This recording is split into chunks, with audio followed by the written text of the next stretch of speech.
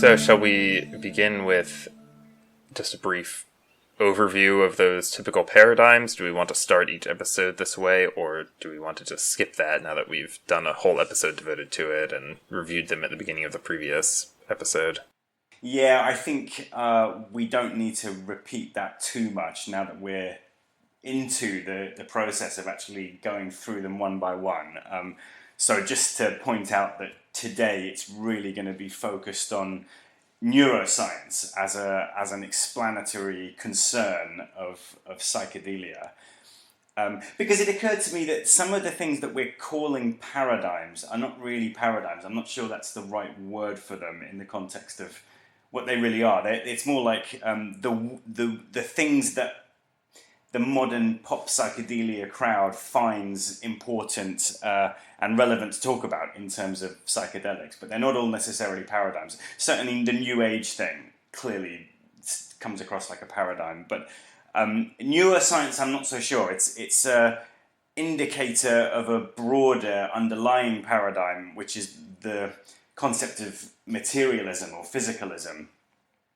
But in itself, neuroscience is just one branch of, or one expression of materialist metaphysics, or what happens, the lines of inquiry that are open to you when you assume or take for granted as a foundational axiom that materialism is true. But that's something that I feel overall there are really two issues here that both need to be very carefully deconstructed.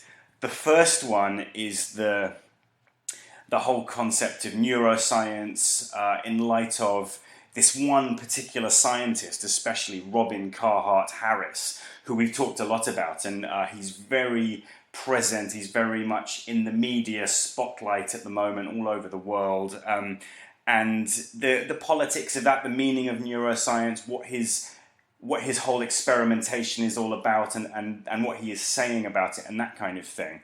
But then further than that, there's a much deeper issue which is very relevant to what we're doing, which is as I've said, the whole idea of a materialist ontology in your metaphysical assumptions about reality, and the way that can be contrasted with idealist perspective, and you know how those two relate to each other, and in terms of acceptability to the modern zeitgeist and the intellectual academy, like why it is that materialism is so prominent and idealism is not taken for granted. It's not taken seriously. It's relegated to an almost it's almost mocked into this subsidiary position where it doesn't even need to be considered as part of constructing philosophical arguments. So that's a second issue. And one thing I've noticed is that the length of the podcasts is slowly creeping up and up, and that's something that I had addressed in the first episode. I said I don't really want it to get too long. I mean, my brain starts to melt at about the 90-minute mark. So I'm actually wondering maybe if that should be treated as two separate ideas, because there's two separate podcasts, because there's a huge amount that needs to be said about both, and they're not the same thing. They are two different domains, even though they overlap quite strongly. So I will get started with talking about my view of Robin Carhart-Harris and these experiments that he's been doing in psychedelic neuroscience, and all the hype and the media coverage that he has been given as a result of this. Just so that I can get that finished first and say everything that I want, that I have on my mind about that issue, and then separately to that, start going into the more philosophical domain of materialism versus idealism. But overall, it should be emphasized that Robin Carhart-Harris and this entire neuroscientific approach to psychedelia is very much a result of the materialist basis of the modern mindset. so take that as a starting point, but then I'm sure I will return to that further down the line. Has everything I said made sense so far? Yes, it has. Yeah, I've been looking forward since you first mentioned his name, I've been looking forward to hearing, chatting with you about Robin Carhart-Harris and your thoughts on him. Right, good. There's one YouTube video in particular. I was thinking I should have said this to you particularly before so that you could have had a good chance to look at it. But just for the benefit of the listeners, it's incredibly sprawling, the body of work that you can find relating to Robin Carhart-Harris. And it's difficult to pin him down on a specific opinion about a specific topic, but very much of what I say is based on a particular YouTube video which is called Psilocybin and the Psychedelic State. And in that video, that really highlights all of the points that I want to make about Robin Carhart-Harris. They're all contained in that video very succinctly, and I'm actually going to be quoting from that video. So I'll put that in the notes for the podcast, just so that everybody can find their way to that video. But I'll give the quote so that I'll make it clear exactly what I'm referring to, even if people haven't seen that. To start with, just to lay out the basis of what neuroscience is, fairly obviously, it's just about studying the physical brain and the way that it works, everything about neurons and synapses and cortex, all these kind of words come up talking about neuroscience. It's treating the brain as a physical mechanism and then trying to take apart how that mechanism works.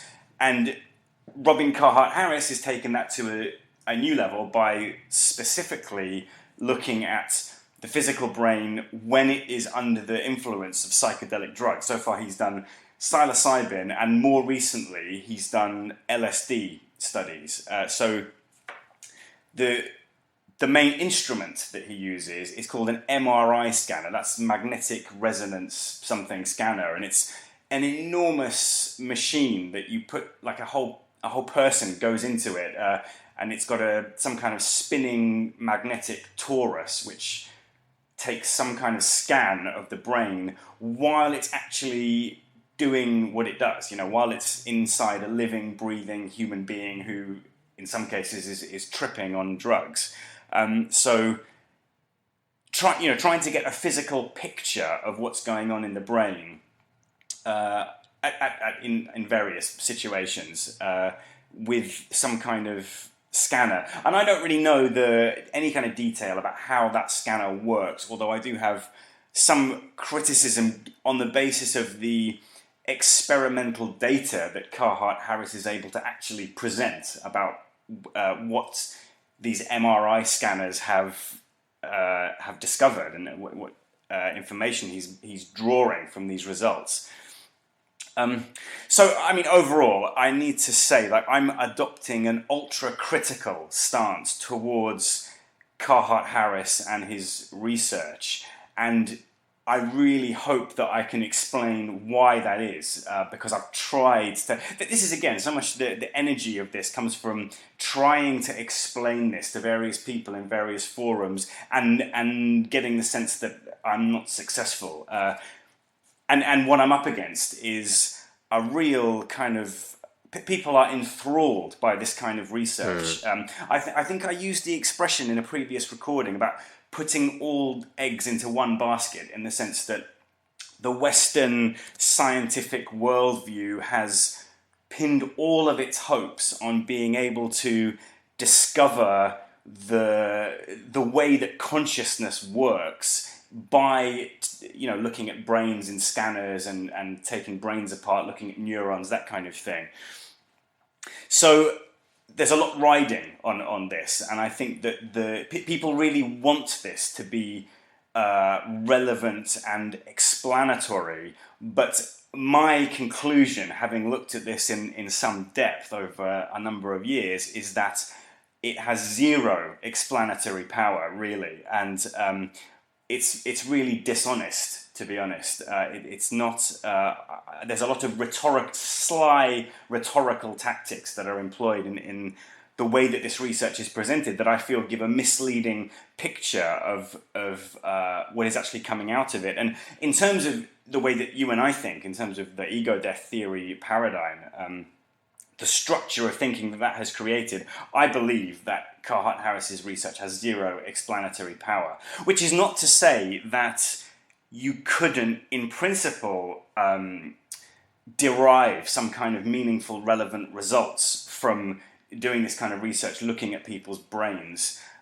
It's just that I don't think that's what's happened here. And I'm not sure that the technological, where we're at technologically, I just don't think that MRI scanners are powerful enough to do the kind of thing that Carhart-Harris is suggesting that they do, in light of the fact that the human brain is so complicated. Like, that was a thing that Terence McKenna really used to emphasize, is how if you think of physical material in the known universe, the human brain is arguably the most densely ramified, physically complex material that you find anywhere in terms of the density of its connections and the complex way that it works. And the idea that you can just look at that from outside of a human skull with some powerful machine, I'm not sure that Carhart-Harris has really established the validity of that idea. So would you say that these experiments rely upon an overly... Well, the approach itself is flawed, and that it cannot... It doesn't really... I mean, you seem to be claiming that it doesn't actually follow through on its promises. It promises great things, but does not... The actual methods used can't live up to that.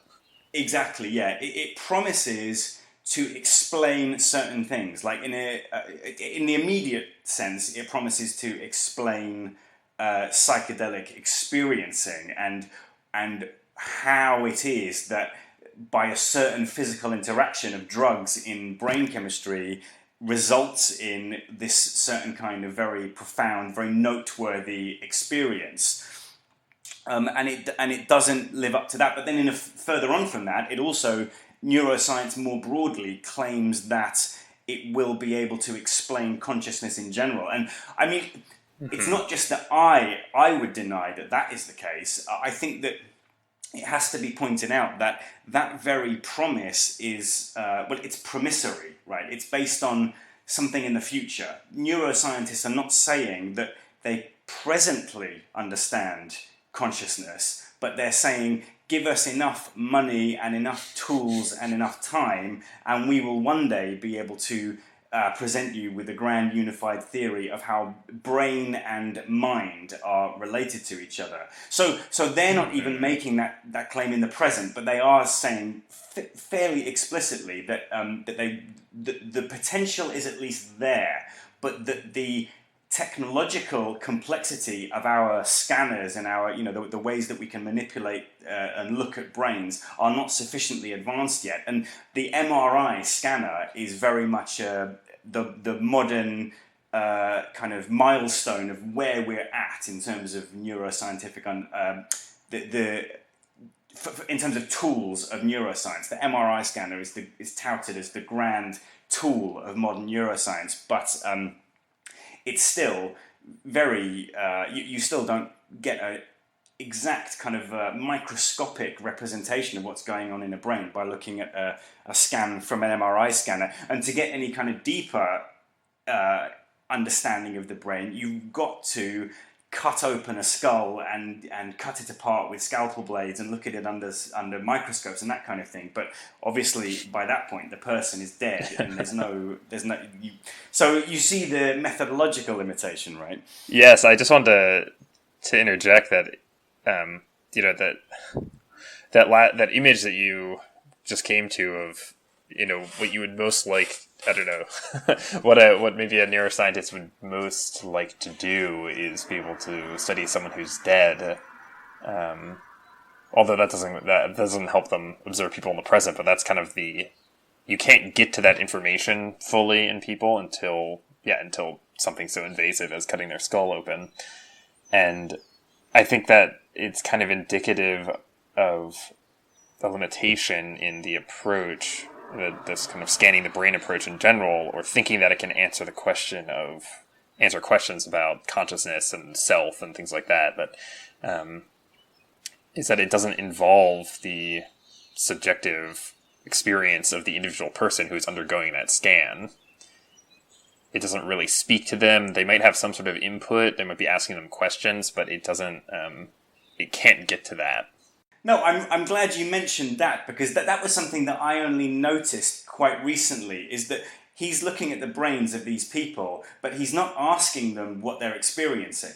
He's looking at the brains of these people who are tripping on psilocybin in a scanner, but what he's comparing it to is not their subjective report of the experience, but rather it's these generalized and very kind of popular notions of what psychedelic experiencing is in general.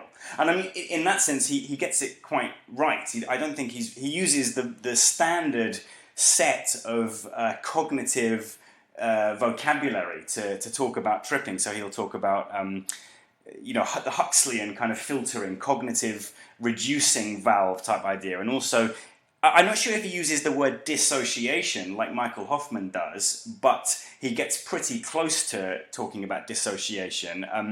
Fixed and fluid cognitive processing.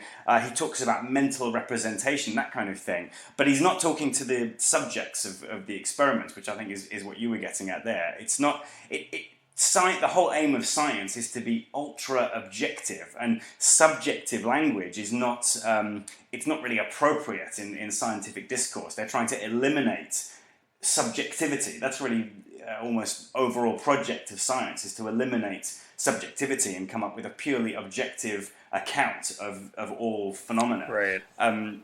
So yeah, he's certainly kind of going along with that way of viewing things. I just wanted to add, to follow up and maybe further clarify what I was aiming after, is that it's rather kind of enraging in some ways that they would claim to be able to explain human consciousness simply by scanning the brain. Why do you say outrageous? Well, it's kind of outrageous because it takes...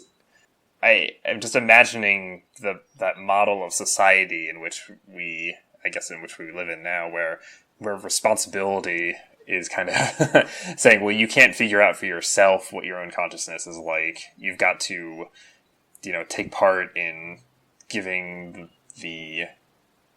part in paying funds to have us use our giant machines to scan your brain so that we can figure out what consciousness is like. I guess it's a disempowering model of study of the self and the mind and things like that. It wants to be helpful, but in the end, the kind of giving up of, we'll just let the neuroscientists figure it out. That's not a model that I have ever looked at and thought was something that would work for me. And I think that the assumptions behind it are problematic. Yeah, it was interesting the term you used, disempowering.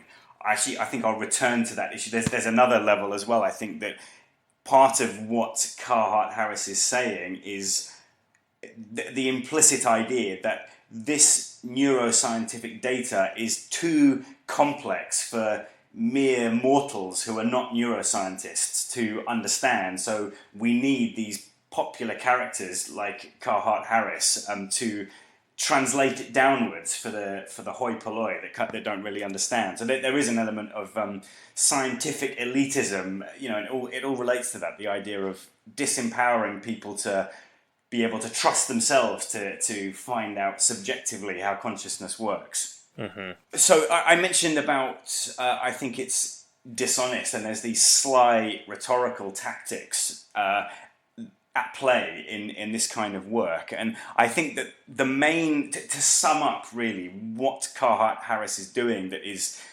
so kind of slimy and rhetorical and dishonest, is constantly fudging together genuine neuroscience or neuroscientific experimental results with cognitive theorizing or cognitive models along the lines of what I was just saying, like the standard ones like Huxleyan mental reducing valve, or talking about mental dissociation, dissociation of mental representations, that kind of thing.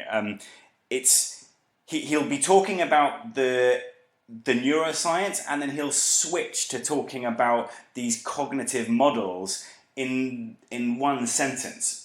So from the point of view of someone who is going into this, kind of trusting him to be presenting something honest and accurate, it's just too easy to be taken in by this constant conflation of cognitive theorizing with neuroscience.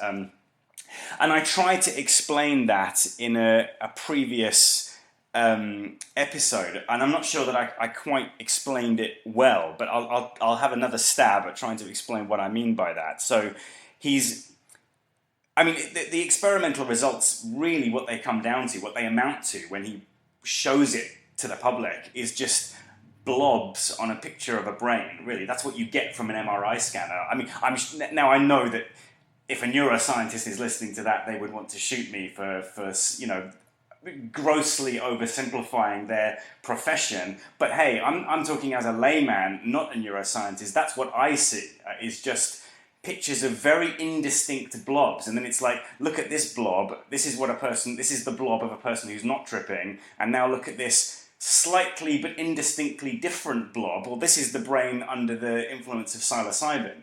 And one thing that is very clear, and again, I'm emphasizing this dishonesty, is in the YouTube video that I was referring to, which is called Psilocybin and the Psychedelic State by Robin Carhart-Harris, is that he mixes together both the actual genuine experimental pictures, the pictures of scans, what I'm describing as blobs, and then he'll switch to a CGI image of some kind of branching structure that looks very beautiful and trippy and colourful and whatever. And I can't help thinking a lot of people are going to look at this constant switching between unreal CGI graphical images of brains and then real, very kind of unimpressive looking pictures of blobs on MRI scans, and they'll think that they're the same. They'll be misled into believing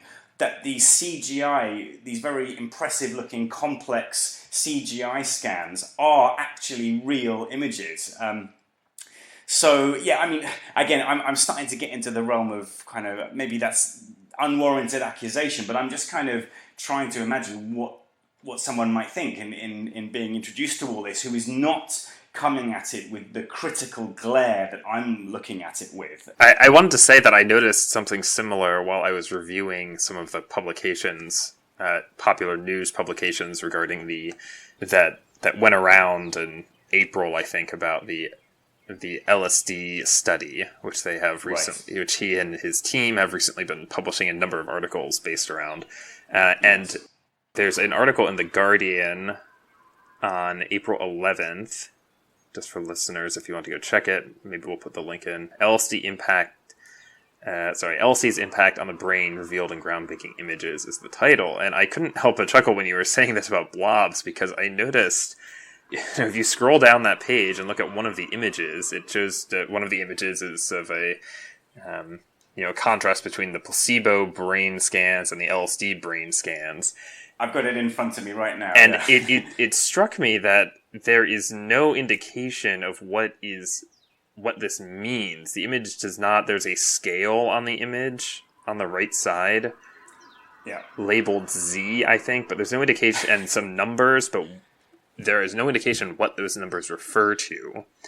It looks very impressive, but I think, anyone who has had a little bit of training and just analyzing or just critically looking at graphs will see that this communicates nothing. And the text below it says, a second image shows different sections of the brain, either on placebo or under the effects of LSD, and then in parenthesis, lots of orange, which communicates nothing. What does it mean that there is lots of orange? What does that mean? There's no... It means that your level of Z has reached 6. Yeah, right. I'm sure that this means something. And the article helpfully gives you a link to the publication in the Proceedings of the National Academy of Sciences of the United States of America, which goes into more detail on what this means, but but I think in terms of the presentation in the popular media, which is really what we're talking about at the moment, yeah, this is kind of complete showmanship. It doesn't tell, if a layperson looking at that is going to go, ooh, wow, yes, there's a lot more orange when on LSD. They must know what they're talking about. Like, that is different, yes. I was saying, oh, yes, that is different. Yes, but it doesn't really tell you exactly what the significance of that is. But you can see the appeal in terms of the orange looks a little bit kind of trippy.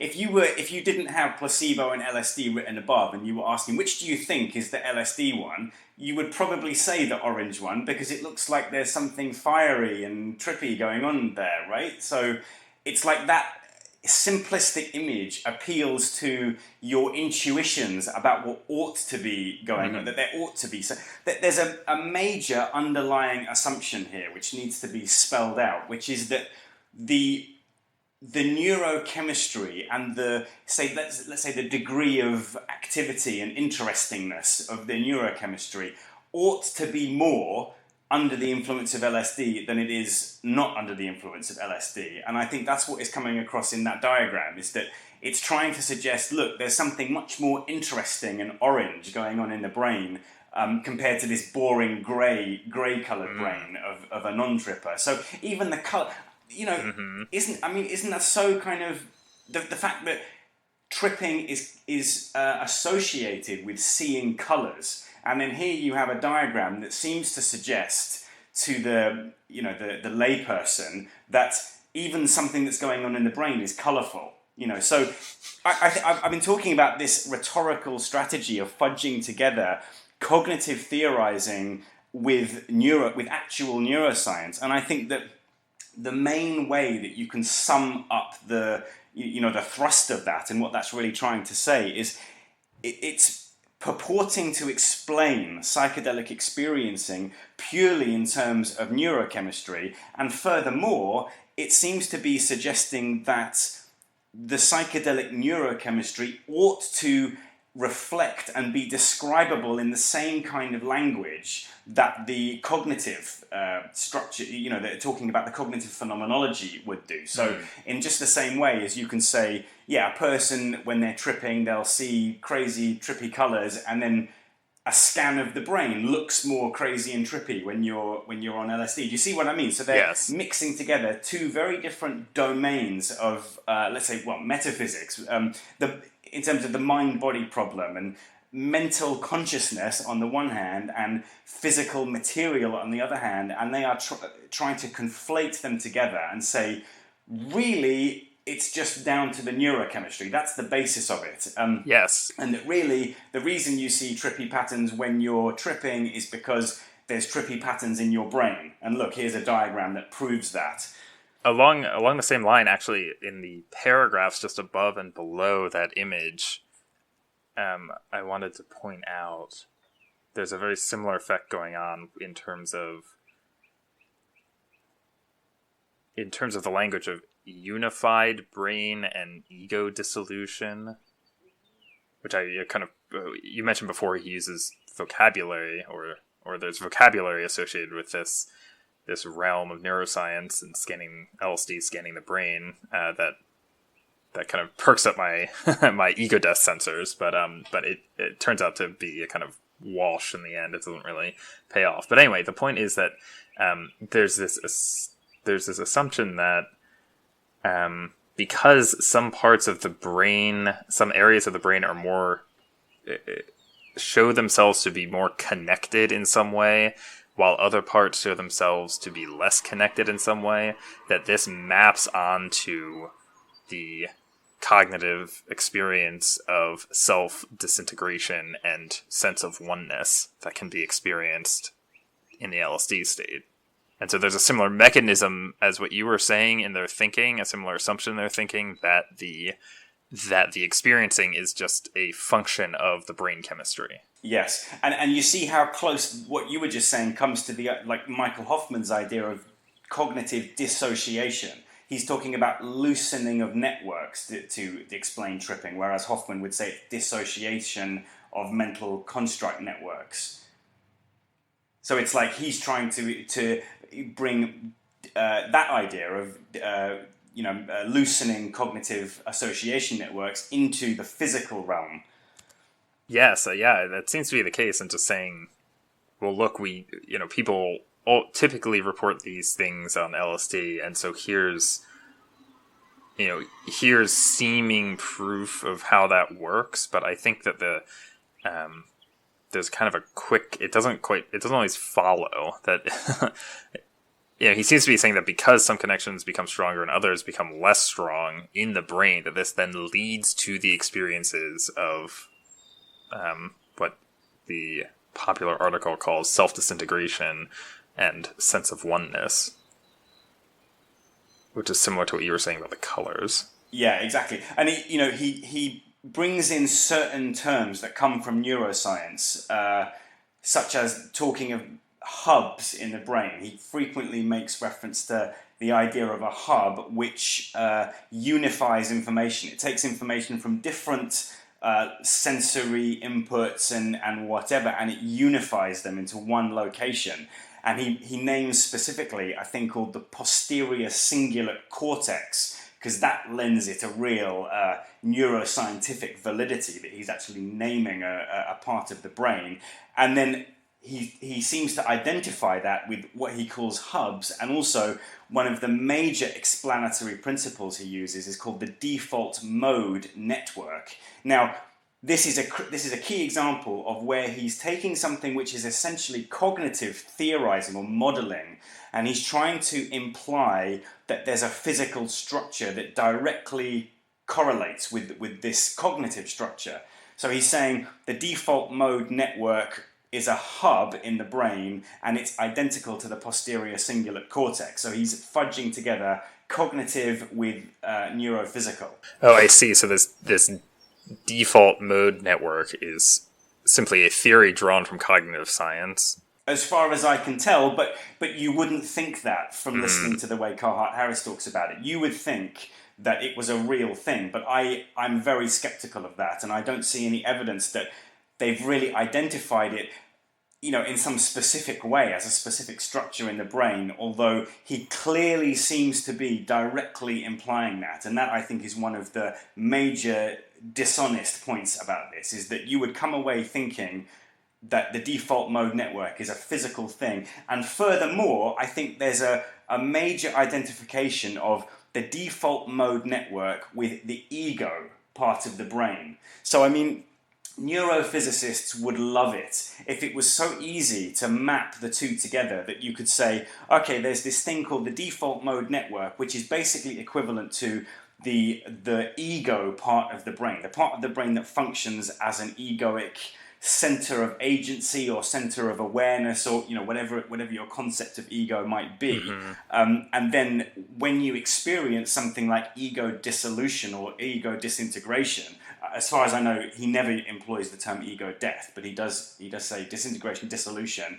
That's because the default mode network and its connections are disintegrating. That explains why the ego is disintegrating. So it's so much trying to imply that the self or ego is a physical thing, and that's a core assumption of, or that's a core problem for metaphysics of materialism, which he's treating as if it's not a problem, as if there's just this thing called the default mode network, which looks like a bunch of branching whatever inside a brain, and that's the ego. Great, thank you for touching on that, because I was wondering in my kind of little cursory glancing at this, why they seemed so confident in linking their scanning of the brain with the ego. So could you just either repeat or expand a bit more on this, on what the neuroscientists seem to think the ego is?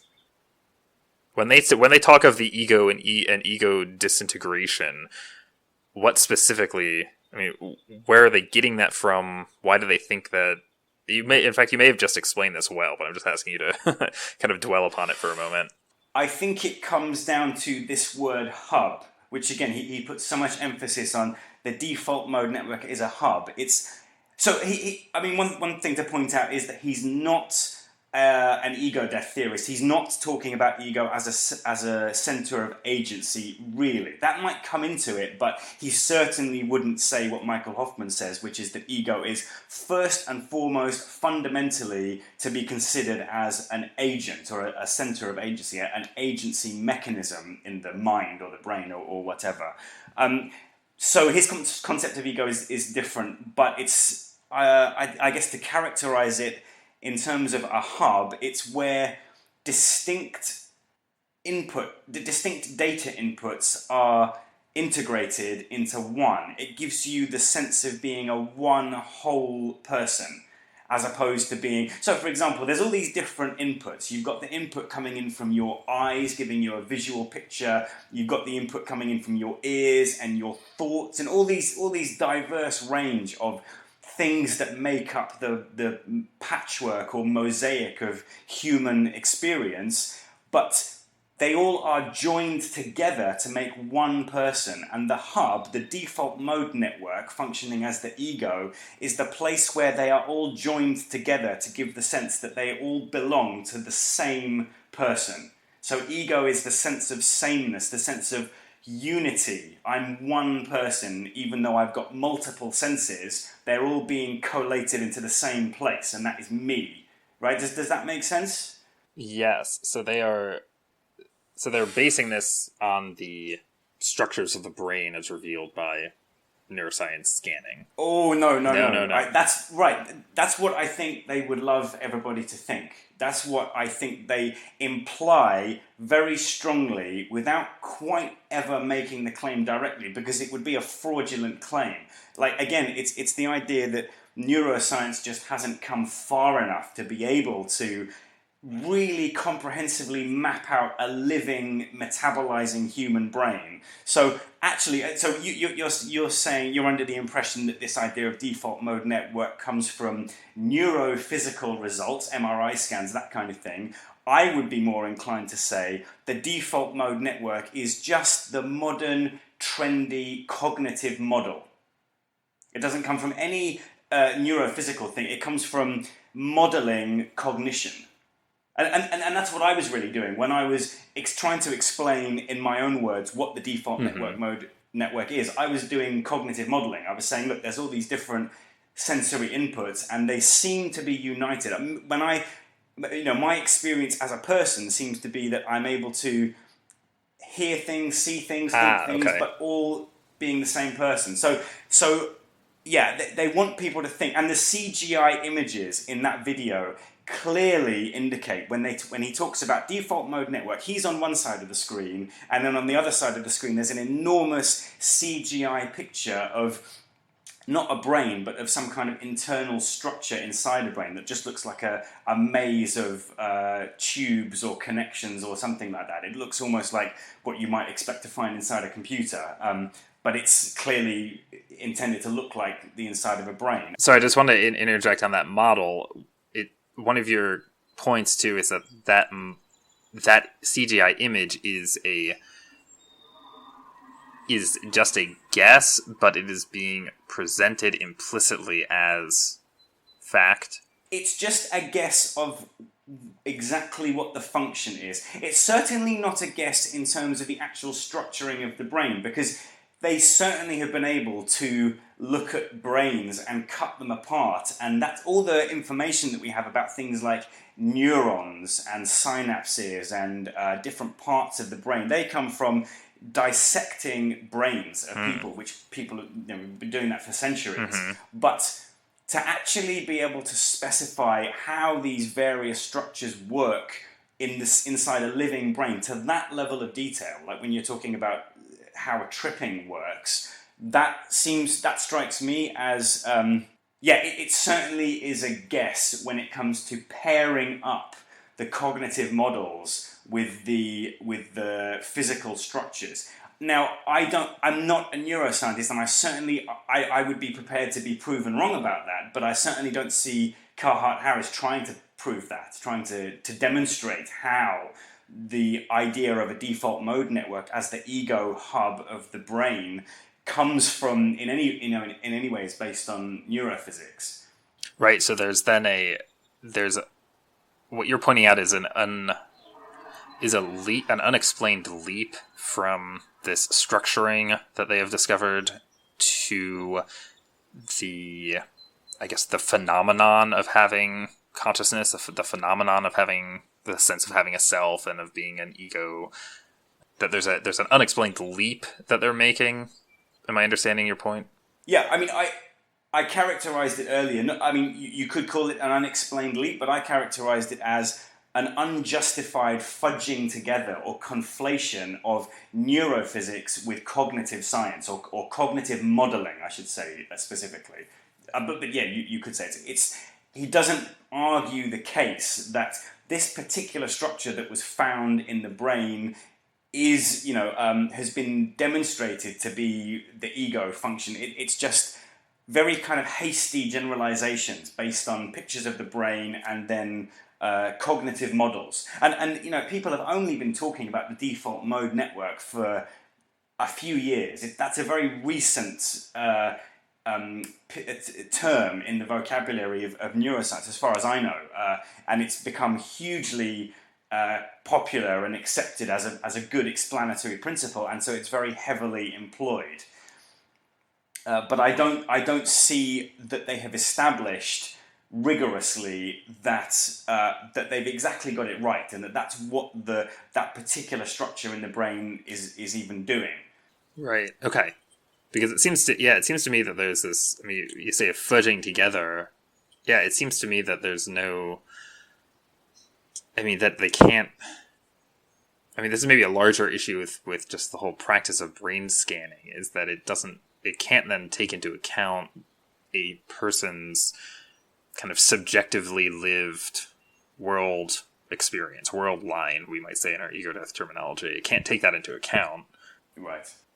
And I don't think it's interested in it. I think it seems like that they would say, well, that's not what our field is, and that's not really that interesting anyway, because look at our images.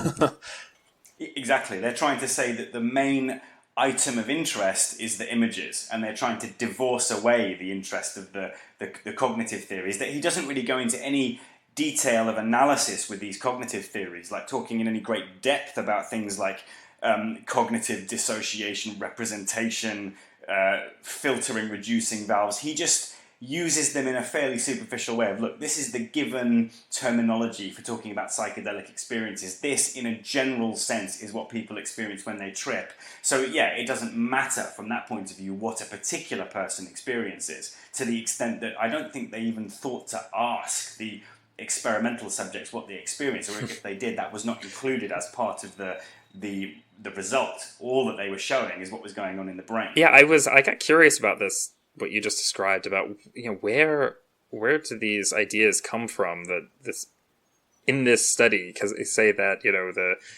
that ego dissolution is connected to a lack of activity in a certain part of, or certain connections in the brain. I thought, well, how is that correlated? They kept saying, well, it's correlated, and I dug in just a little bit farther to find this, and what I seemed to gather from an appendix is that subjects were able to, at one point, at different times in the study, subjects were asked to press buttons to indicate what they were experiencing, and that a button would indicate, so I think I've got a list here: intensity, simple hallucinations, complex hallucinations, emotional arousal, positive mood, and ego dissolution. And so they were presented with these 6 buttons that they could press to indicate what they were experiencing.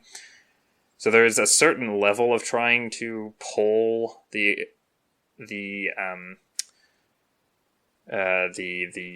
subjects, but I think you can probably immediately tell that this is, it's kind of unexplained where these categories come from, and there's also a question here of using this sort of qualitative data and how a kind of qualitative study like this is, in which you're actually asking other people what they think about something and what their experiences are. Where do these categories come from, and what can you just take that data as actually a representation of, I guess what is the set and setting of this? In what way does asking these specific questions in this specific way, pressing buttons while you're in a giant scanner, what effect does that have upon the results that you're going to get? And so I became kind of disappointed then to see, there's a positive correlation between people reporting ego dissolution and then a certain effect that's measured in the scanner. Just kind of looking more at the details of the study, and that is something too, to follow up with the point you've been making, that is kind of fudged together or just kind of a connection that is unexplained in most of the popular presentations. It's kind of taken as, obviously, so positive mood correlates to this because it just does, because that's what they said. But when you say correlates to this, do you specifically mean correlates to a particular neurophysical thing? Yes, yeah, that's what I mean. Right. Yeah, absolutely. I mean, that raises another point, which is really important, which is the idea that you can't really tell apart correlation and causation, which actually renders all of this research potentially underminable, because you could always level that accusation. Well, just because something is correlated, just because a particular cognitive phenomenon is correlated with a particular neurophysical phenomenon or observation, doesn't mean that the neurophysics is causing it, or even has anything to do with it, really, other than the fact that they're both going on at the same time. The philosopher David Hume, really forced that. He came up with a really detailed model of exactly why it's the case that causation is not a necessary logical connection between two things. So there's no reason to attribute some kind of the idea that in the absence of the cause you wouldn't also get the effect. I don't think he's established that either. There was one quote from that video, psilocybin in the psychedelic state, on YouTube, that I wanted to read out because I think it totally encapsulates the essence of what we're getting at here, what we're really talking about. So Carhart-Harris says the following. He says, people often refer to ego disintegration or ego dissolution. And what's interesting about these hubs in the brain is that there's increasing neuroscientific evidence that they're part of a network which seems to subserve our sense of self, or our ego, if you prefer that term. When people describe ego disintegration, when we're looking at the biology with our neuroimaging methods, we are actually seeing a literal disintegration of this network. And so if you think that this network is the self, we are seeing a literal disintegration of the self. So I think that really, the way that he says, that it couldn't be more clear in that last sentence. He says, if you think that the default mode network is equivalent to the self or ego, then what you're looking at here in the brain of a tripper is the literal disintegration of the self. He is absolutely trying to say that the self is a particular localized physical structure that is literally disintegrating in terms of its cognitive, its brain connection networks. It's somehow that network of connections is disintegrating, and therefore that is literally identical to ego disintegration. That's remarkable because I just want to add, it's remarkable in terms of it doesn't seem to occur to him that ego disintegration or dissolution, that this language it comes from the experience of trippers to try to describe what they have experienced, and is perhaps, is the particular form that takes in modern Anglo culture. Right. And is, it does little to... It's just fascinating to observe that he's taking that as... then he's kind of transferring that from the language of metaphorical description of experience to describe physical structure, physical effects in the brain itself. Yeah.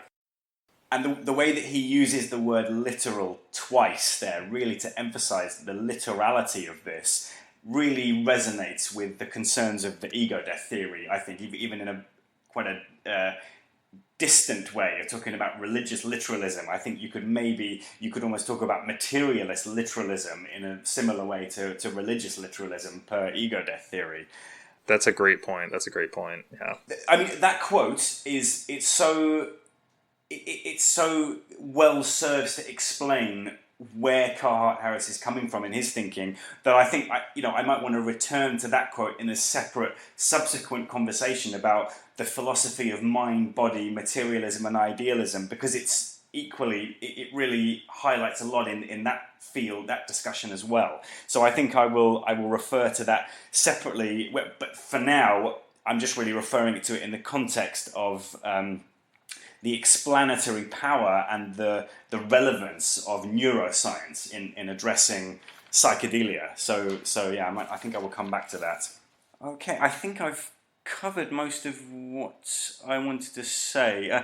I mean, there's one other very important point I wanted to make about Carhart-Harris in light of some of the other things that you and I have been talking about, these other pop psychedelia paradigms or concerns.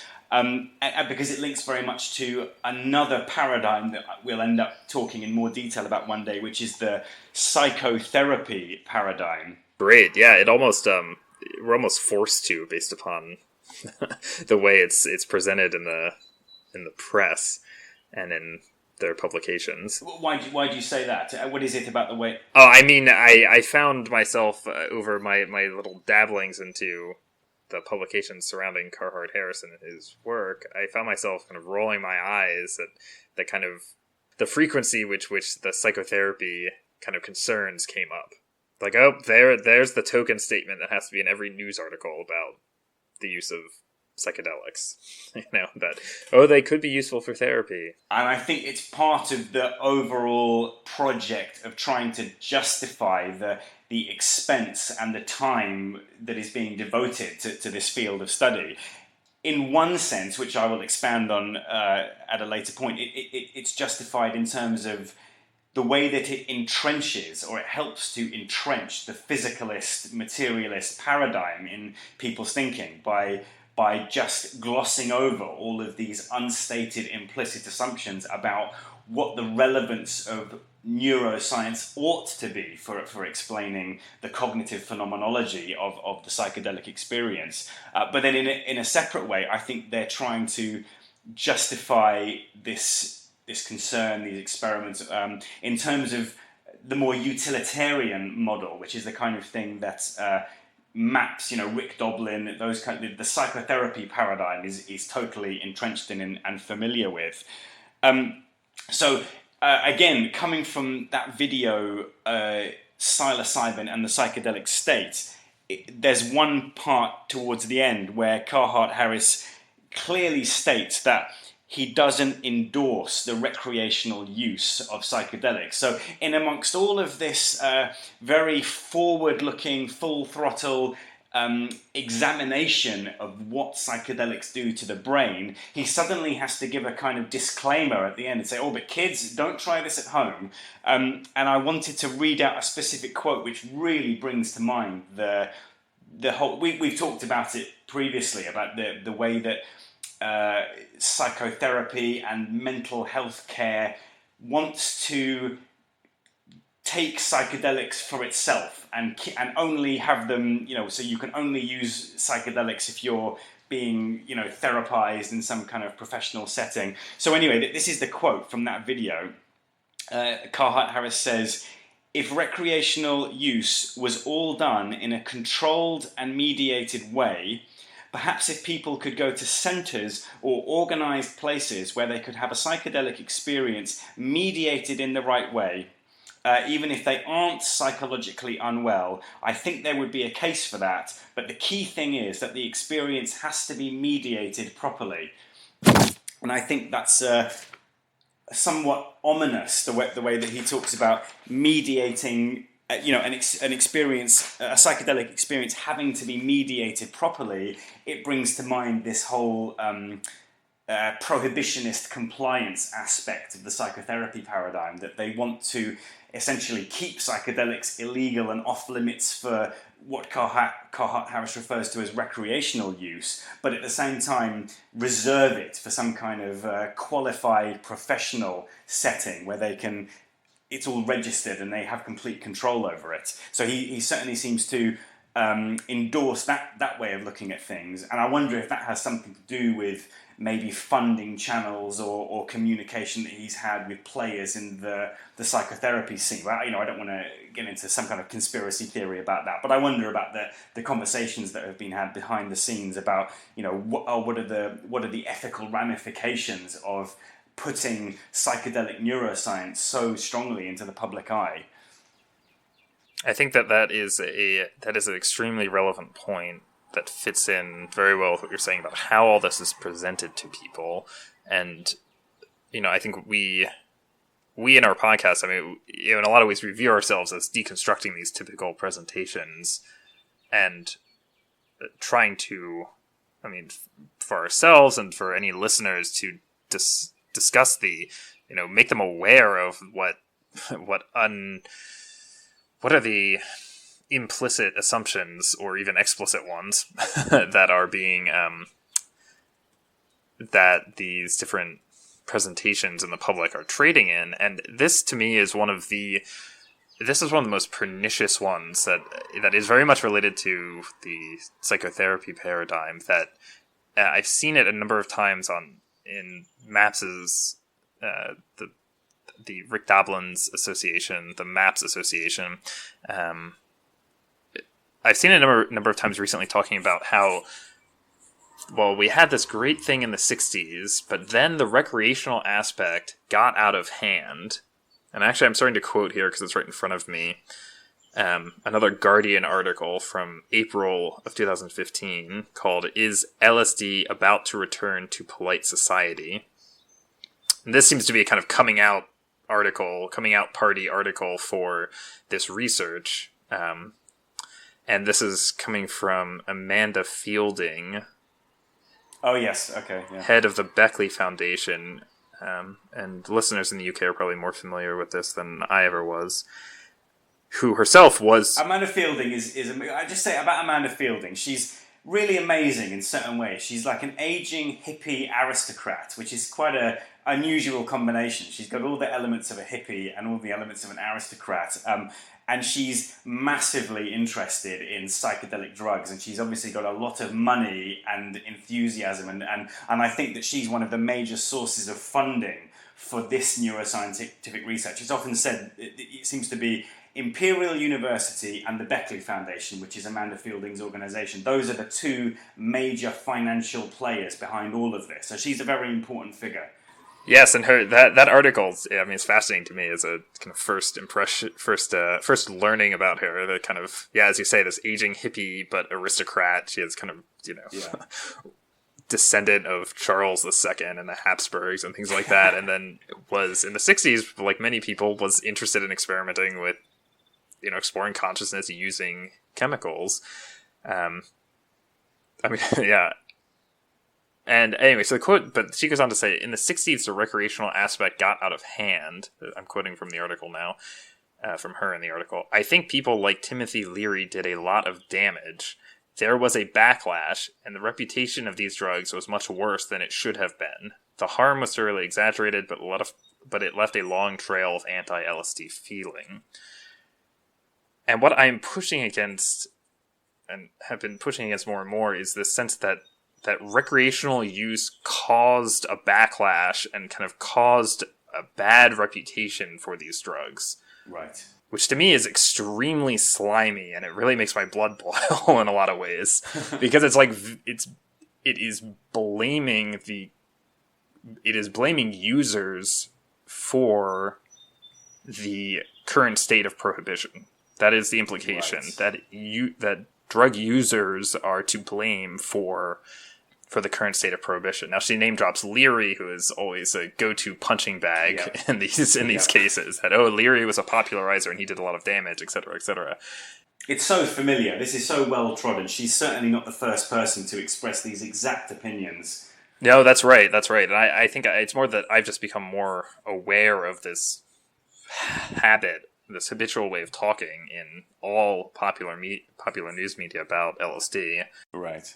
And there are a number of dynamics to this that really upsets me. Kind of that, well, we could do it. Things were great in the '60s when I was able to just take whatever, take LSD at a moment's notice. But then, because too many people started to do it, then there was a backlash. There's an elitism coming out in this. She thinks she's better than all these masses of people. When she was doing it, it was okay. But then when other people started doing it, it became bad. Yes, and there's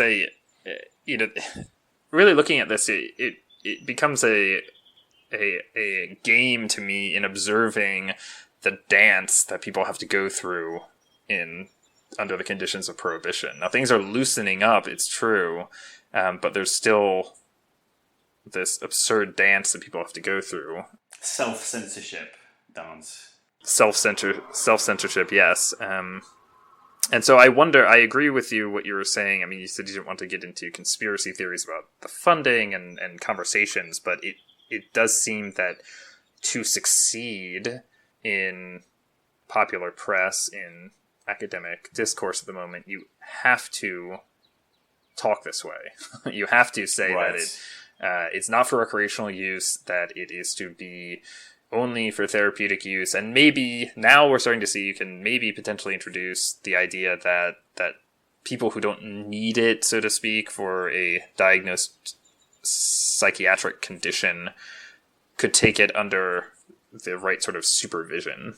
And there's something distinctly dishonest about the way that Carhart-Harris said that, because he mentioned recreational use, but I think he knows full well that there's a massive group of modern psychedelic drug users who would never class their own drug use as recreational. And I'm thinking in particular about the kind of ayahuasca plant spirit type people. They think of it as healing, shamanistic type work. And he doesn't mention that. And I think that's slightly just to leave that out. And it's as if in his simple world there's proper use and there's recreational use and nothing else. And I think that's an overly simplistic way, especially in light of the way that the modern generation has reacted to these supposed lessons from the 60s. Yeah, I think that's right. And it seems indicative of as you're saying, especially the academics who are, dealing with funding sources. I do think that's that's probably an important part of this. I mean, they're in a tricky situation because the studies that are permitted are still limited. I mean, these are controlled substances. You cannot, they can't officially get them except through government agencies, as I understand how these official studies work. And they have to jump through ridiculously convoluted hoops to get hold of illegal drugs, none of which is the case with legal things, and pay huge amounts of money as well for it. Exactly. So that is a huge problem for them. And you can see a number of other articles with David Nutt, who seems to be the lead author on a number of these papers, the kind of senior faculty member. He was Robert Carhart-Harris's PhD supervisor. Ah, is that right? Okay, so there's a kind of academic lineage.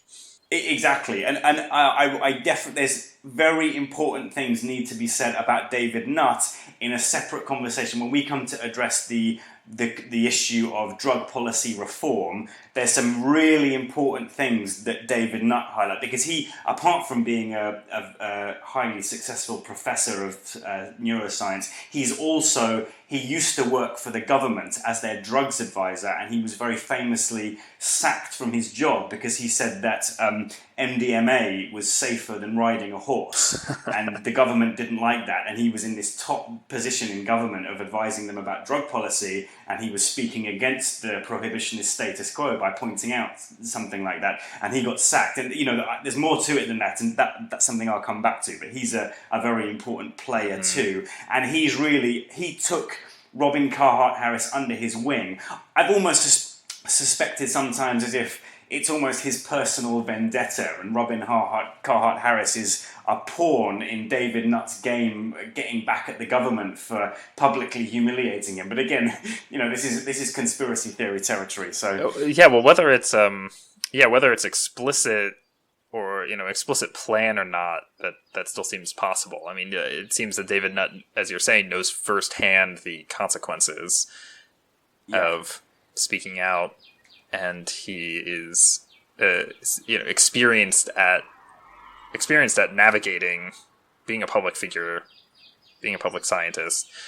Yeah, and just to add, I mean, it goes really deep to the extent that as part of his public humiliation over being fired, the press even went and harassed his son while he was on holiday in some foreign country, going and then put a front page headline saying David Nutt's son is a drug addict just because he was rolling up a tobacco cigarette, and he was photographed by some journalist rolling up, and then it was front page headlines. Oh, look, David Nutt's son is a drug addict. It's deep the way that they shamed him and made him pay and really dragged him through the mud because of his daring to go against the prohibitionist line and point out how ridiculous the prohibitionist stance is.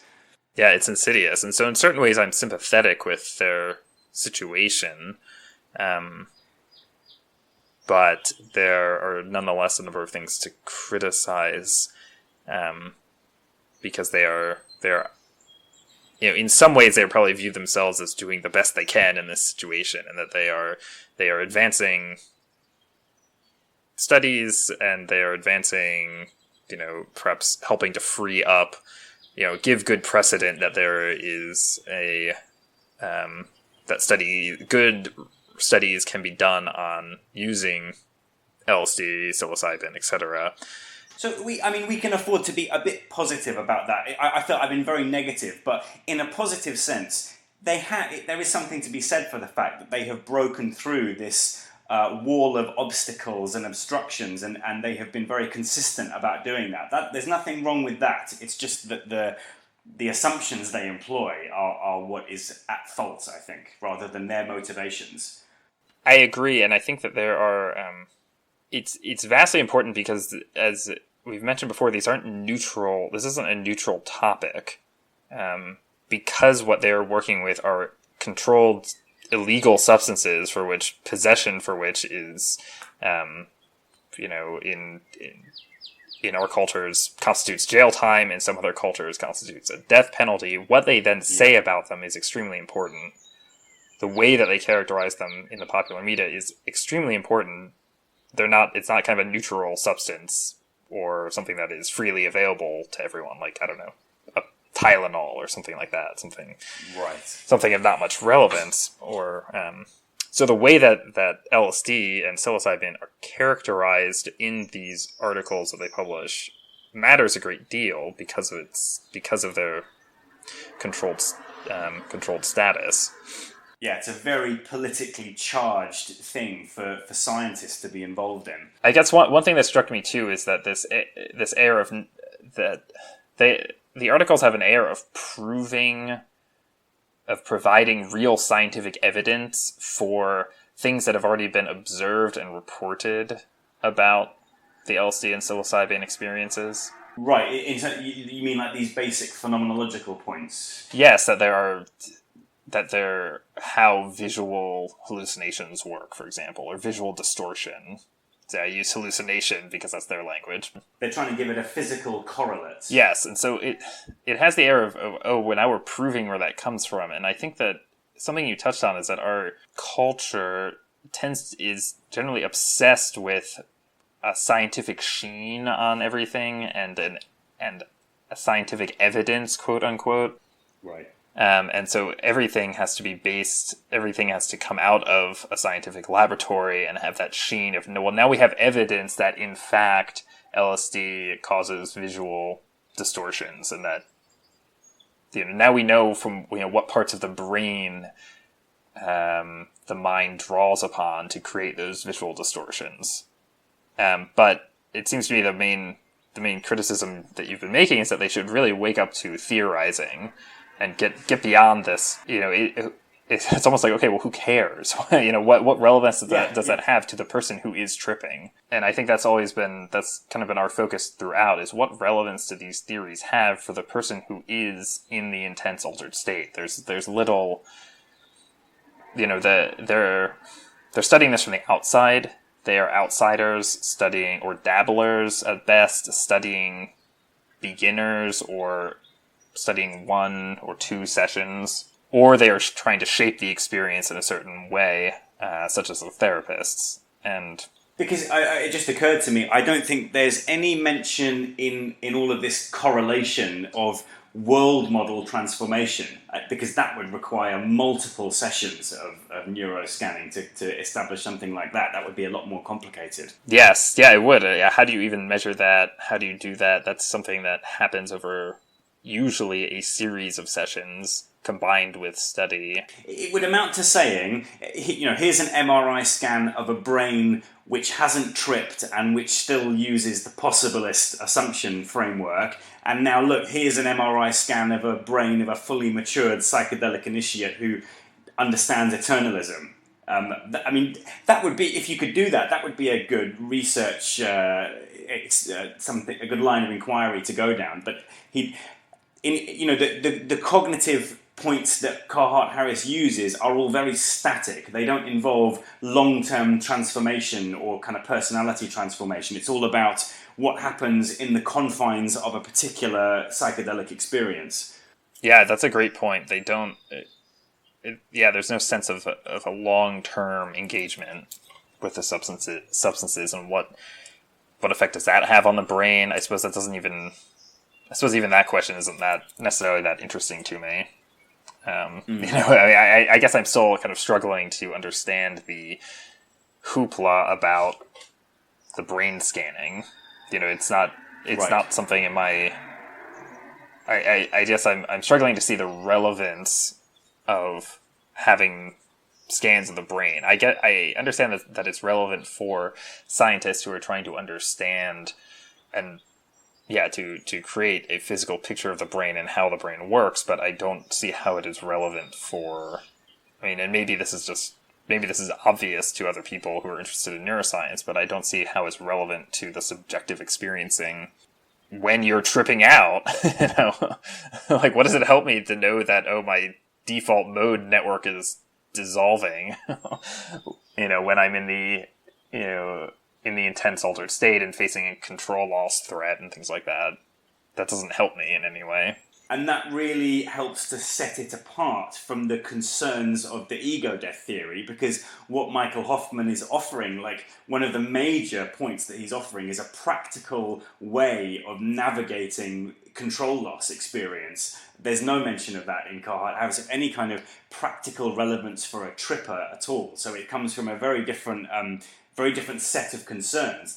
It's completely divorced from that. They are just trying to build up a dehumanized, disempowering picture of a physical model of a trip, but they're not trying to give information to the person who's actually experiencing that trip about what to do to get the most out of it, or how to navigate it successfully, or anything like that. There's no practical or pragmatic focus with any of this neuroscience, whereas for the ego death theory, that's really one of the main things that you can get from it. That's a great point. What is the goal of tripping that is not explained in these studies. Right. A cool, neato thing that happens to cost a large amount of money to do. Right. It's almost like they're saying they're doing it just for the sake of doing it. Because even when he tries to bring in this utilitarian idea of, it can help people with depression, things like that, he doesn't, as far as I know, try to say that the neuroscience is going to help people with depression. He's just saying that tripping can help people with depression. But quite why you need to do all this neuroscience in addition to simply doing whatever you need to do to help people who are depressed, he doesn't really explain why to do that. And it seems futile and redundant. They're just doing this for the sake of doing it, for the sake of generating headlines or popularity or who knows what it is. And I mean, that brings me back to the idea that maybe a kind of hidden motivation in this is trying to justify the physicalist framework, trying to entrench it and make absolutely sure that this is the way everybody thinks about it. And this may be a topic for our follow-up discussion. Yeah, yeah. Now, one question then, I had one technical question regarding this study. So the amount of LSD that was administered to the subjects, I'm not very familiar with the chemistry of LSD, but I have the impression that that you're a bit familiar with dosage measurements based upon your kind of earlier podcasts about regarding the practicalities of tripping. So they were administered 75 micrograms each of LSD. Right. How much is that? Well, how would we characterize that? That's a lot. I'm actually surprised by that. I hadn't read that 75 micrograms thing. It's not absolutely enormous. I mean, people have taken hundreds and hundreds of micrograms, but as far as I know, the standard dose that is on a typical blotter nowadays is much, much lower than that. I mean, there's a perceptible effect, even as low as I think it's 10 or 15 micrograms you can just about experience. So I think maybe it's not that big, but 75 grams is certainly a pretty heavy psychedelic experience. And it does surprise me that the idea that you could give someone a heavy dose of LSD, given that that could lead to some kind of panic attack experience, and then put them inside a brain scanner where they have to remain absolutely. When you're in those scanners, if you move even a tiny bit, it completely destroys the image. So you have to keep your head really, really still. So yeah, that's quite surprising. But as far as I know, 75 milligrams is not a trifling dose. That's going to be a strong experience. Kind of like what Michael Hoffman says. He advocates medium-high doses. I think that would probably class as a medium-high dose of LSD. So the subjects would have been tripping substantially intensely. Great, thank you for clarifying that. Yeah, I was just curious if that would be so. That is good that they gave them a relatively strong amount then. Yeah, and that they're not short dosing. That would ruin the point entirely if they would underdose them and have some kind of not very intense trip. I mean, I suppose as well for the sake of actually causing a physical effect on the brain in the first place, it helps to introduce more of the chemical. Right. But there's one point that I wanted to make regarding this about just to try to highlight what I see as the sheer redundancy of this what Carhart-Harris is offering, in that I always assumed before I became aware of this research that the neurophysics was pretty cut and dry and pretty well established, because I read Terence McKenna's book, The Invisible Landscape, about 10 years ago, long before any of this. And he explains very clearly in that book how psilocybin, LSD molecules have a very similar physical shape to serotonin molecules. And serotonin is an endogenous neurotransmitter that plugs into serotonin receptors. So there's actually a receptor in the brain that is designed to take the shape of a serotonin molecule to fit it in, and that the reception of serotonin by serotonin receptors in the brain is a part of ordinary state mental activity, cognitive processing, and that when you introduce psychedelic chemicals, because these molecules like LSD and psilocybin have a very similar physical shape, it's like a key fitting into two different keys that both fit the same lock. So psilocybin and LSD can fit into serotonin receptors just as serotonin can, but normally there isn't any present in the brain. But then when you put it in the brain by artificially ingesting it, then where you would normally have serotonin receptors with a serotonin molecule parked inside it, now you have the serotonin receptors with these foreign molecules parked inside of it. And as far as I understood, that's kind of that's the current state of understanding about tripping, and that's all that's really going on. But I think what Carhart-Harris is trying to address is what happens immediately after that. And so taking that as a given, as a starting point, what then happens in the brain, like once there is serotonin in, psychedelic molecules in the serotonin receptors, what then happens? So it's just the case that his line of, Carhart-Harris never mentions that rudimentary neurophysical idea about serotonin receptors. It's simply not a part of his analysis whatsoever. I think it's maybe slightly mentioned once or twice, but other than that, he's on a different thing altogether, talking about default mode networks and that kind of thing that has nothing to do with serotonin receptors. So, I really struggle to identify the relevance. The relevance even for neuroscience studies, which seem to have already, you raise a good point that scientists have already identified that serotonin structure. Yeah. So it's hard for you, being familiar with that, it's hard for you to see what precisely this is adding. That is not just simply shoehorning in a few random cognitive theories. Yeah, exactly. That's how it comes across when, given, my prior understanding, which is that, it's fairly simple what psychedelics do in the brain. They fit into serotonin receptors. Because I hadn't just heard that from Terence McKenna. That's pretty standardized information, and it's reproduced in a lot of different sources. But what strikes me about Carhart-Harris is how irrelevant that seems to him. He doesn't ever mention that. He doesn't ever go into any detail about what the ramifications of serotonin receptors being the main receptor site for psychedelic molecules. It just doesn't seem part of that. So he seems to be on a line of inquiry that is completely divorced from and removed from what was there before that, what was there in the psychedelic circles and psychedelic understanding, before all of this recent neuroscientific experimentation. This perhaps gets into the effect of needing to popularize your scientific studies. Do you think that because it has to be, to get the most press, it needs to be a groundbreaking, totally new, independent sort of thing? Now we can scan the brain on LSD, and so now we finally understand things that we didn't understand before. I see what you mean. And so you need to, the serotonin stuff, okay, we'll just mention it once or twice. I just did a quick word search in the text of the kind of main article. Right.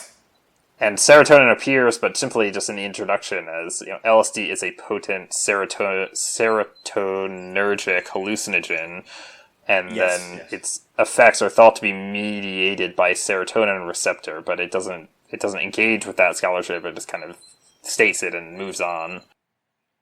Yes, serotonergism is the concept that I was describing, and that they've summed it up in one word there. But it's a thing to be written into an introduction and then never mentioned again. Whereas I had always thought that was the main thing, that was what was really going on. That's always what I understood. And it's what I always thought that everybody in the kind of pop psychedelic field understood, that, because that was the information that was available. And then along comes David Nutt and Robin Carhart-Harris talking about something completely different. And you mentioned there the need to popularize their research and the need to be brand new and completely different from what comes before.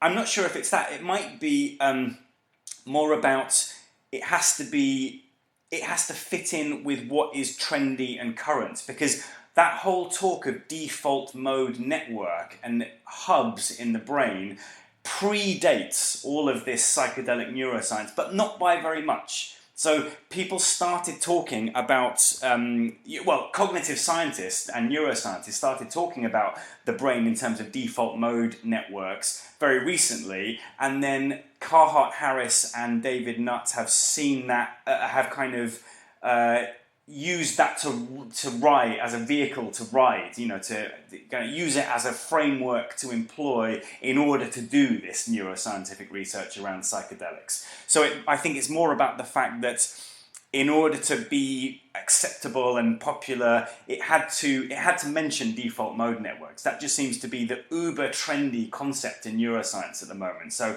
I think it's more like that. Interesting. Yeah, that's interesting that they're kind of riding on a recent wave of, and I think you mentioned in an earlier podcast that that you imagine that their colleagues must be just throwing fits about all of this nice attention they've been getting. I'm astonished. I mean, Carhart-Harris is young. He's only did his PhD a few years ago, and his face and his name are now ubiquitous in world media. Carhart-Harris's colleagues are not getting that kind of attention. There's no one else like as young as him and as fresh out of the academy as he is receiving this kind of attention. And as far as I can tell, the only reason that they're getting this massive exposure is precisely because they are doing experiments with psychedelic drugs, and that is such a in the one hand it's a very controversial and repressed topic, but on the other hand its controversy gives it a certain kind of exciting appeal, which they're riding as well. They're riding the appeal of being able to do this. Sure, it's like they're inherent. I just want to add, I thought of something similar, that they're inherently interesting anyway. I mean, that's why we're talking about them in the first place. And then as you say, they're taboo, and so they're off limits, but have this kind of transgressive feel to them in our society. And then also because, as we mentioned before, the supply is limited, and so people can't. It's difficult to get the substances to do the study. You have to go through a lot of hoops and barriers. Yeah, the irony there being how relatively easy it is to get it when you're not doing a scientific study. It's cheap off the black market. You can order it off the internet. But, they were actually talking about the amounts of money, and it was like thousands of pounds for each LSD dose in order to acquire it through the official legal scientific channel, because it is actually legal. And I think that's a point worth mentioning, that when they have LSD in their laboratory, it's actually legal because they've acquired it in the way that they have through these scientific channels. And that's quite a unique thing, to have real LSD but actually legalized in view of it being part of scientific inquiry. And scientific inquiry is supposed to be unhindered. It would be a sacrilege for governments to interfere with the course of science. But nonetheless, that's all, reflecting this irony of how easy it is to get drugs on the black market compared to in the scientific experiments. That was what the whole 60s thing was about, that when they made psychedelic drugs illegal, it didn't stop the recreational use or the non-scientific use, but what it did really massively do is stop scientific studies. And all this rhetoric that we hear in pop psychedelia about a psychedelic renaissance in science, that's really what they mean by that is the scientific study is experiencing some kind of renaissance, because ever since 1966, when psychedelic drugs were made illegal, that caused scientific research into psychedelic drugs to be it was made impossible for decades, and now they're starting to do it again. So it's just this interesting idea of the difference between black market recreational street usage versus scientific employment of drugs. Yeah, that there's something. Yeah, the implication being that there's something somehow categorically different between the two. That the street usage is dangerous and bad, but our usage is controlled and safe. And there are some dangers, but we mediate them with our sitters, our guides. And another comparison is, on the street, it's pretty damn easy to get hold of psychedelic drugs. In a scientific laboratory, it's really difficult. Like, David Nutt has explained separately in lectures that he's given about, actually describing the various legal loops that he had to go through to get, and it's quite ridiculous. And it takes years and years before they get the approval, and they have to apply to all sorts of different bodies. And there's always the risk that the law will be changed at any moment in the middle of them doing all of this effort to acquire the drugs, which will render all their previous efforts useless. So it really is a massive uphill struggle for scientists to be able to do this. But you could do this. You can do your own personal cognitive research in the privacy of your own bedroom. With black market drugs, it costs you a minuscule fraction of what people like David Nutt and Carhart-Harris are having to pay for it.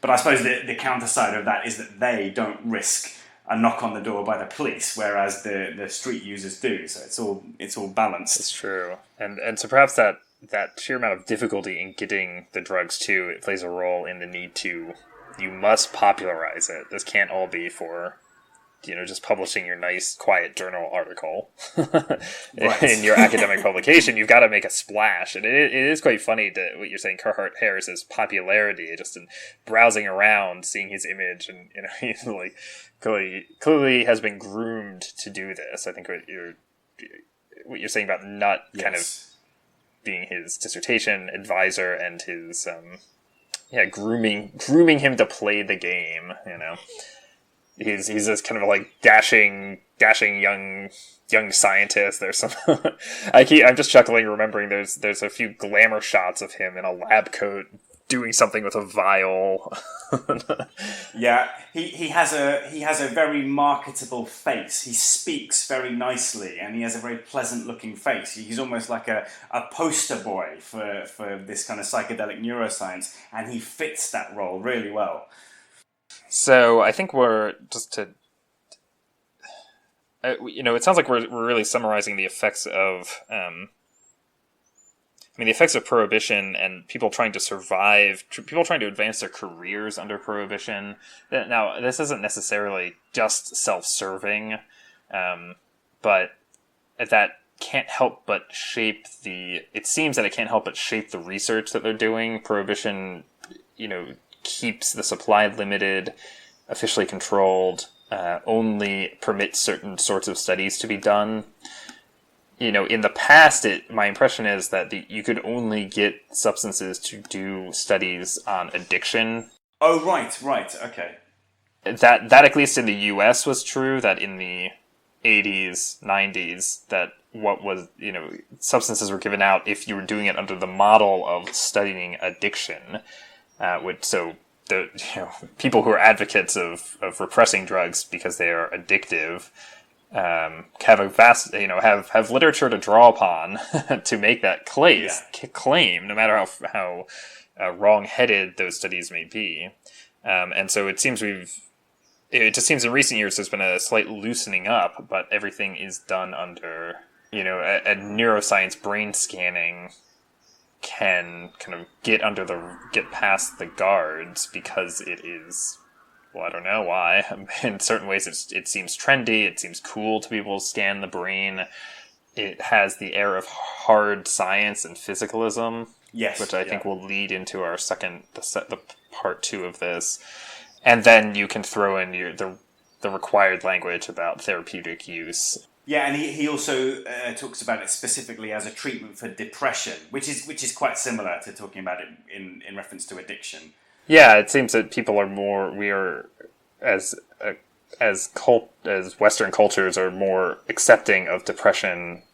Yeah, we've become in general recognized depression as an illness that to be treated.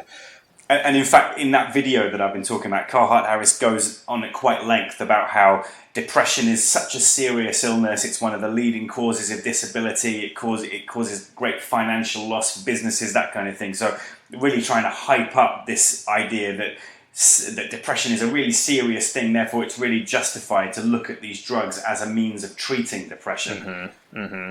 And so it's just important to recognize how these figures are having to play a certain game, and that the way that they describe LSD, psilocybin, and the drug experiencing is shaped to a large degree by that playing the game. Yes, right. That's to me one of the most relevant things coming out of this discussion. The other one being that they're theorizing about cognition is extremely limited. What's that? Sorry, can you repeat that? Sorry, that seemed just returning to your first point, just as way of summary. That the other major point that I think comes out of this is that they're theorizing about cognition seems to be extremely limited, and they don't seem that interested in doing the hard work of theorizing about cognition and the phenomenology of the altered state. They just kind of shoehorn in a few concepts that are typical and don't. Yeah, they don't seem to be kind of like, cognitive scientists and phenomenological theorizing involved in this. They're kind of like just focused on doing the scanning and then we'll move on and just use a few concepts from cognitive science. I'd maybe put that a bit stronger and say they're not really going to any effort whatsoever to do theorizing about cognitive model. They are only taking previous established and very rudimentary and superficial, relatively superficial notions of this phenomenology, but they're not contributing to that at all. They're taking it from what's already around. Right, and so it doesn't have much relevance for all of the neat visual effects or visuals evidence that they can provide. That doesn't have much relevance to drug experiencing itself or to characterizing drug experiencing. No, exactly, yeah. There's no mention of what the relevance of ego dissolution is to someone who's tripping. No, it's just the relevance of ego dissolution for a person who is looking at the brain of someone tripping, but not for the actual person themselves. Right, and so it kind of asks, when you're reading this stuff, it asks you as audience of this scientific research, of reading this scientific research, it asks you to get in that position as well and think of the substances in that way. It doesn't encourage you to be a participant, really. No, exactly. Would you say that's in my attempts to summarize what we've been talking about today, would you say that's a kind of accurate?